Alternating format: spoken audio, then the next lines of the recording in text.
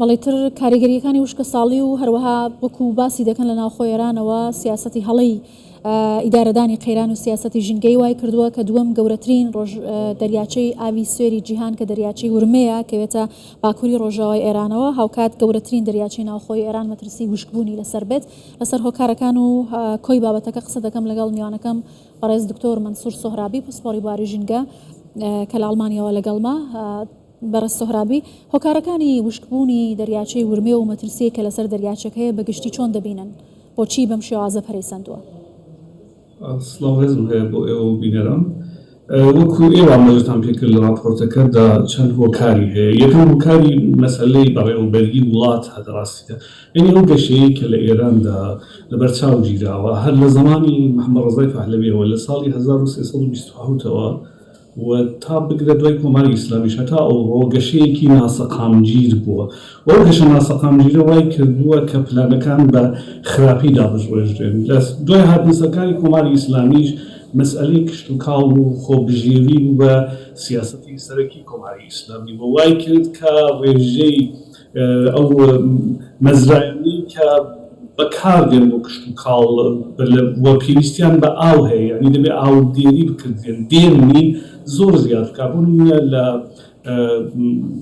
ئاوزێری دەوروبەری 250,000 هێکتار زەمینی بەراومان هەبوو ساڵی 1356 هێستا بۆتە نزیک 900,000 هێکتار بیرەکانی کە لەوێ لێدراوە زیاتر لە 140,000 بیر لێدراوە زیاتر لە 57 بەندا و هێستا خەریکە کار دەکا یعنی ڕێژەی دابارینەکە کەمی کردووە ئیستفادەکردن یا ئەوەی کە بڵێ کەڵکی لێوەربگیرێ هەم لە کشت و کاڵەوە هەم بە شوونەسەری حەشیمەت هەم بە بواری پیشەسازی زۆر زیادی کردووە بڕێکیش لە ئاوەکەی کە گۆلی ورمێ بووە دەبات و باوەوێ ساڵانێکە لە بۆکانەوە هەناردەی تەوێز دەکردێت و 35 شارەکی پیشەسازی و نیروگا و ئاوی خواردنەوە و هێندێکی زۆر لە پارێزگای تەورێزەوە کەڵگۆنەوە وای کردو ئەو دۆخە بێتە پیش. باشە بەڕێز سۆهرابی ئەگەر ئاوی گۆلی ورمێ دەریاچەی ورمێ بە تەواوەتی وشک ببێت کاریگەریەکانی چی دەبێت بۆ پێی کە شوێنێکی استراتژیە جگە لەوەی کە لە ڕووی گەشتیاریەوە کاریگەریەکی زۆر خراپ دادەنێتە ناوچەکە دەگوترێت کە ئەگەری ڕۆشوونی زەوی هەیە ئەگەری بوومە لەرزە لەو ناوچانە هەیە کە لە دەوروبەری ئەو دەریاچەیان ئەم کاریگەریانە چۆن دەبینی؟ یەکەم شت ئەوەیە کە بە پانتایی 5,000 کیلومتر ئالبێدۆمان دەبێت یعنی ئەوەی کە زەمینەکەی هەموو وەکو سپیە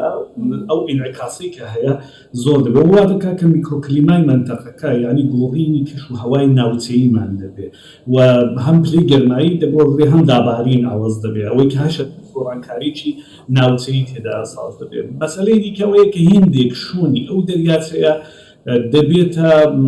مرکزێک یا بڵێ کانونێک بۆ تەپوتۆزی ژەهراوی و خێکە ژەهراویە بەهۆی ئەوەی کە ئەو سەم و ژەهر و کوری شیمیایی و شتێک کە ساڵانێکی زۆر لە کشت و کاڵی ئاوزێڵەکەدا بەکارهاتوو هەمووی لەوێدا ماوەتەوە و ئەوە لەگەڵ تەپوتۆزەکە دەتوانێت تا 500 کیلومتر شعاعی 500 کیلومتر بڕوە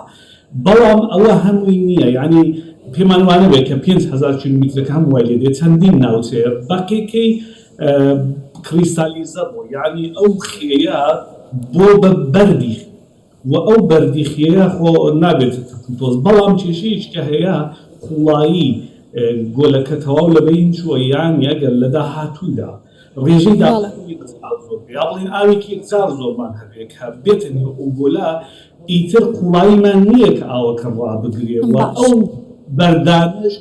ناتوانن وا بە هەسانی ببنەوە. باشە ئایا هیچ ڕێگەیەک هەیە بەڕێز سۆهرابی بۆ بژانەوەی دەریاچەی ورمێ پێشووتر حکوومەت هەیەوێت لە ناوچەکانی دیکەوە ئاو دەگواستنەوە بۆی یا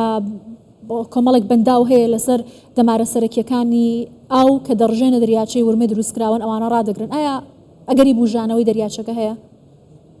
بەباوەڕی من نا یعنی ئێمە ئیتر ناتوانین دەریاچەکە بەو ئەندازەی خۆی ببینینەوە و ئەو پلانانەی کە کراون بەداخەوە پلانێکی سەقەت بوون بۆ لەسەر زەی بچووک بەنداوێکی زۆر لێدراوە تونێلێکی 30 چەند کیلومتری لێدراوە ئاوێکی کە داهاتەوە هەرێمی کوردستان بە بۆنەی بژانەوەی گۆلی ورمێ پێشی گیرا بەڵام ئەوانە کاریگەریان نابێت بەخاستی ئەوەی کە بۆی کە گۆلی ورمێ ببوژێتەوە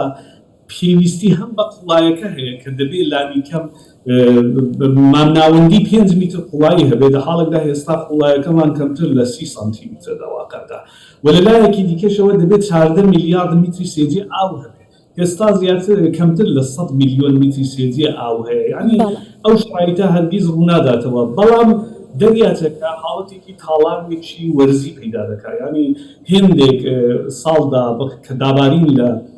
پاییز و زستان و ئەوڵی بەهاردا زۆر دەبێت تەڕایی و ئاومان دەبێت لە بەشێک لە دەریاچەکەدا لە آخری بەهار و لە هاویندا بە تەواوی دیسانی شکل بێ ئەوە وا بەردەوام دەبێت ممکنە بۆ دەیان ساڵ ئاو بەردەوام بێ بەڵام لە کۆتاییدا بە تەواوی شکل بێت و ئیدی هەرگیز ناتوانین شتێکمان بەنی دەریاچە هەبێت. زۆر باشە سپاس دەکەم بەڕێز دکتۆر مەنسوور سۆهرابی پسپۆڕی بواری ژینگە لە کۆڵنی ئەڵمانیاوە لەگەڵ کوردستان 24 بووی سپاس. بەڵێتر کاریگەریەکانی وشکە ساڵی و هەروەها وەکو باسی دەکەن لە ناوخۆ ئێرانەوە سیاسەتی هەڵەی ئیدارەدانی قەیران و سیاسەتی ژینگەی وای کردووە کە دووەم گەورەترین دەریاچەی ئاوی سوێری جیهان کە دەریاچەی ورمەیە کەوێتە باکووری ڕۆژاوای ئێرانەوە هاوکات گەورەترین دەریاچەی ناوخۆی ئێران مەترسی وشکبوونی لەسەر بێت لەسەر هۆکارەکان و کۆی بابەتەکە قسە دەکەم لەگەڵ میوانەکەم بەڕێز دکتۆر مەنسوور سۆهرابی پسپۆڕی بواری ژینگە کە لە ئەڵمانیەوە لەگەڵما. بەڕێز سۆهرابی هۆکارەکانی وشکبوونی دەریاچەی ورمێ و مەترسیە کە لەسەر دەریاچەکەیە بەگشتی چۆن دەبینن بۆچی بەم شێوازە پەرەیسەندووە؟ سڵاوێزم هەیە بۆ ئێوە بینەرم وەکو ئێوە مەژتان پێکرد لە راپۆرتەکەدا چەند هۆکاری هەیە یەکەم هۆکاری مەسەلەی بەڕێوەبەرگی وڵات هەدە ڕاستیدا یعنی ئەو گەشەیە کە لە ئێراندا لەبەرچاو گیراوە هەر لە زمانی محەممەد ڕەزای پەهلەویەوە لە ساڵی 1327ەوە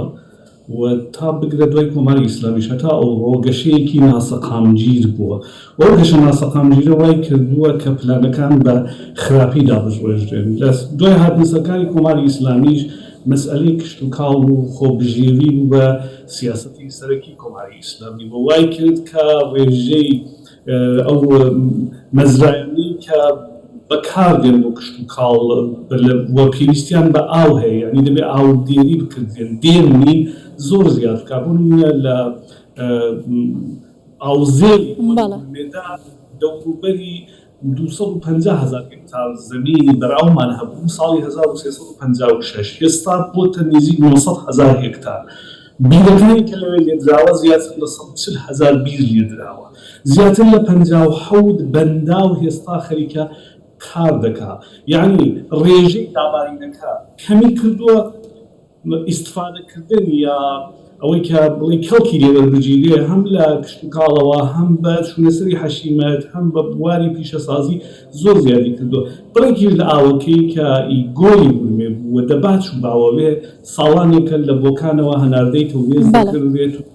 و 5 شارێکی پیشەسازی و نیروگا و ئاوی خواردنەوە و هێندێکی زۆر لە پارێزگای تەوێزەوە کەڵگۆدەگەوە وای کردو ئەو دۆخە بێتە پیش. باشە بەڕێز سۆهرابی ئەگەر ئاوی گۆلی ورمەیە دەریاچەی ورمێ بە تەواوەتی وشک ببێت کاریگەریەکانی چی دەبێت بۆ پێی کە شوێنێکی استراتژیە جگە لەوەی کە لە ڕووی گەشتیاریەوە کاریگەریەکی زۆر خراپ دادەنێتە ناوچەکە دەگوترێت کە ئەگەری ڕۆشوونی زەوی هەیە ئەگەری بوومە لەرزە لەو ناوچانە هەیە کە لە دەوروبەری ئەو دەریاچەیان ئەم کاریگەریانە چۆن دەبینی؟ یەکەم شت ئەوەیە کە بە پانتایی 5,000 کیلومتر ئالبێدۆمان دەبێت یعنی ئەوەی کە زەمینەکەی هەموو وەکو سپیە ئەو ئینعکاسی کە هەیە زۆر دەبێت وا دەکات کە میکرۆکلیمای منتەقەکە یعنی گۆڕینی کەش و هەوای ناوچەییمان دەبێت و هەم پلەی گەرمایی دەگۆڕێ هەم دابارین ئاوەز دەبێت ئەوەی کە هەشە گۆڕانکاریی ناوچەیی تێدا ئاساس دەبێت مەسەلەی دیکەوەیە کە هێندێک شوونی ئەو دەریاچەیە دەبێتە مرکزێک یا بڵێ کانونێک بۆ تەپوتۆزی ژەهراوی و خێکە ژەهراویە بەهۆی ئەوەی کە ئەو سەم و ژەهر و کودی شیمیایی و شتێک کە ساڵانێکی زۆر لە کشت و کاڵی ئاوزێڵەکەدا بەکارهاتوو هەمووی لەوێدا ماوەتەوە و ئەوە لەگەڵ تەپوتۆزەکە دەتوانێت تا 500 کیلومتر شعاعی 500 کیلومتر بڕوە بەڵام ئەوە هەمووی نییە یعنی پێمان وانە بێت کە 5,000 کیلومترەکە هەم وای لێ دێت چەندین ناوچەیە بەقێکەی کریستالیزە بۆ یعنی ئەو خێیە بۆ بە بەردی و ئەو بەردیخەیە خۆ نابێت تۆز بەڵام کێشەیەش کە هەیە خوڵایی گۆلەکە تەواو لەبەین چووە یان یەگەر لە داهاتوودا ڕێژەی داڵی یا بڵین ئاوێکی یەکجار زۆرمان هەبێ کە بێتن ئۆگۆلا ئیتر قوڵاییمان نییە کە ئاوەکە ڕابگرێ و ئەو بەردانش ناتوانن وا بە هەسانی ببنەوە. باشە ئایا هیچ ڕێگەیەک هەیە بەڕێز سۆهرابی بۆ بژانەوەی دەریاچەی ورمێ پێشووتر حکوومەت هەیەوت لە ناوچەکانی دیکەوە ئاو دەگواستنەوە بۆی یا کۆمەڵێک بەنداو هەیە لەسەر دەمارە سەرەکیەکانی ئاو کە دەڕژێنە دەریاچەی ورمێ دروستکراون ئەوانە ڕادەگرن ئایا ئەگەری بژانەوەی دەریاچەکە هەیە؟ باوەڕی من نایانی ئێمە ئیتر ناتوانین دەریاچەکە بەو ئەندازەی خۆی ببینینەوە و ئەو پلانانەی کە کراون بەداخەوە پلانێکی سەقەت بوون لەسەر زەی بچووک بەنداوێکی زۆر لێدراوە تونێلێکی 30 کیلۆمتری لێدراوە ئاوێکی کە داهاتەوە هەرێمی کوردستان بە بۆنەی بژانەوەی گۆلی ورمێ پێشی گیرا بەڵام ئەوانە کاریگەریان نابێت بەخاستی ئەوەی کە بۆی کە گۆلی ورمێ ببوژێتەوە پێویستی هەم بە قوڵایەکە هەیە کە دەبێت لانی کەم مامناوەندی 5 میتر قوڵایی هەبێت لە حاڵێکدا هێستا قوڵایەکەمان کەمتر لە 30 سانتیمتر دەواقعدا و لە لایەکی دیکەشەوە دەبێت 14 میلیارد میتری سێجێ ئاو هەبێت ئێستا زیاتر کەمتر لە 100 میلیۆن میتری سێجێ ئاو هەیە یعنی ئەو شرایطە هەرگیز ڕوو ناداتەوە بەڵام دەریاچەکە حاڵەتێکی تاڵانێکی وەرزی پەیدا دەکات ینی هێندێک ساڵدا کە دابارین لە پاییز و وزستان و ئەوڵی بەهاردا زۆر دەبێت تەڕایی و ئاومان دەبێت لە بەشێک لە دەریاچەکەدا لە آخری بەهار و لە هاویندا بە تەواوی دیسانی شکل بێ ئەوە وا بەردەوام دەبێت ممکنە بۆ دەیان ساڵ ئاوە بەردەوام بێ بەڵام لە کۆتاییدا بە تەواوی شکل بێت و ئیدی هەرگیز ناتوانین شتێکمان بەری دەریاچە هەبێت. زۆر باشە سپاس دەکەم بەڕێز دکتۆر مەنسوور سۆهرابی پسپۆڕی بواری ژینگە لە کۆڵنی ئەڵمانیاوە لەگەڵ کوردستان 24 بووی سپاس.